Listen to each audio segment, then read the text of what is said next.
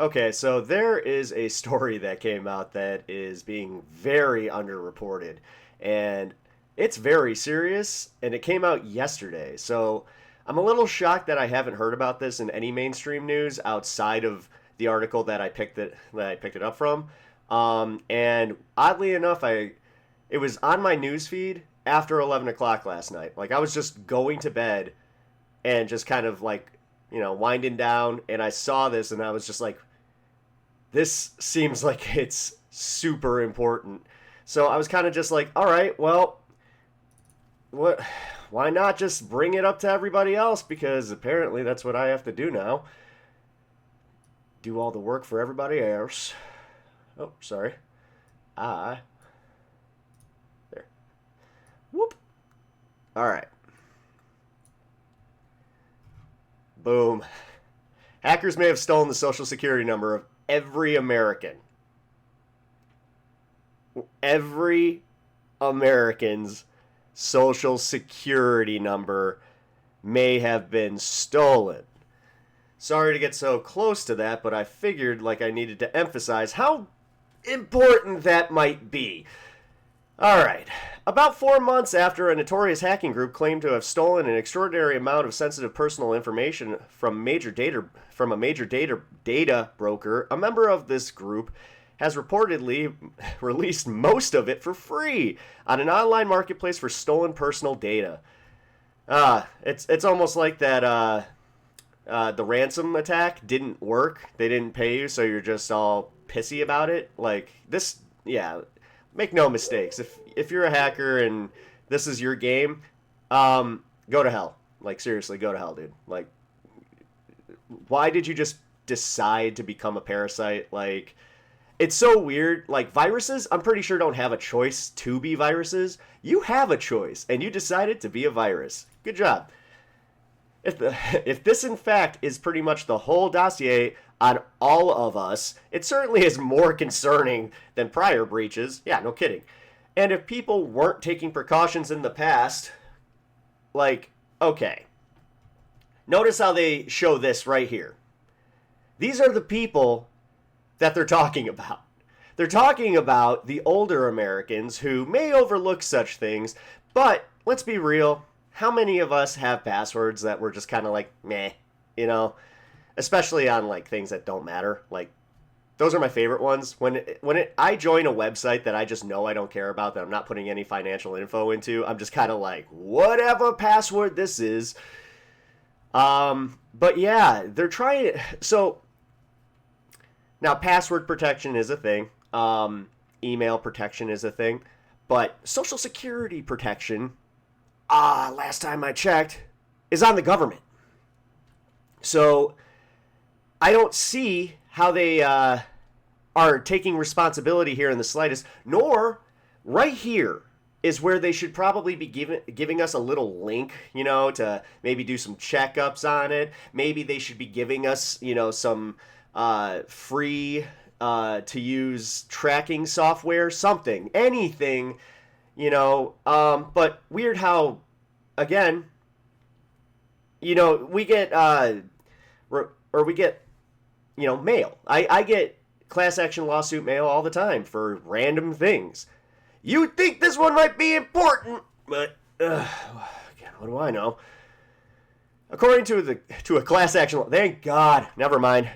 According to a class action lawsuit filed in district court in Fort Lauderdale, Florida, the hacking group US DoD claimed in April to have stolen personal records of 2.9 billion people from national public data. That means that we're talking data from dead people. We're talking newly born people, like 2.9 billion Americans, which offers personal information to employers, private investigators, staffing agencies, and others doing background checks.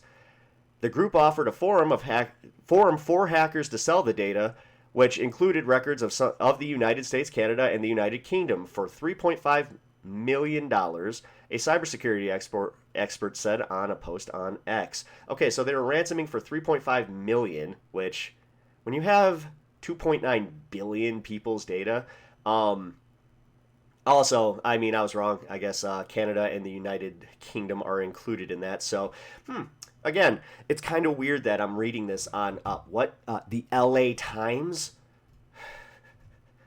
The lawsuit was reported by Bloomberg Law. Weird. It wasn't exactly on my news feed. Last week, a purported member of the US DoD identified only as, you know what, I'm going to call him Phallus because he doesn't deserve to have his name actually pronounced right. Phallus told the hacking forum that they were offering the full NPD database. Phallus doesn't even do man, screw this guy. According to a screenshot taken by Bleeping Computer. I love modern reporting.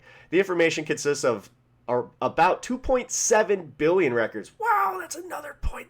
That's a 0.1 up. Each of which includes a person's full name, address, date of birth, social security number, phone number, along with alternate names and dates of birth. Wow. National Public Data didn't respond to a request for comment, nor has it formally notified people about the alleged breach. Can I say that again? Nor has it formally notified people about its alleged breach. It has, however, been telling people who have contacted via email, we are aware of a certain third-party claims about consumer data and are investigating these issues. We're taking it very seriously, guys. In that email, yeah, man, their lawyers are working overtime right now. In the email, the company also said that it purged the entire database as a whole of any and all entries.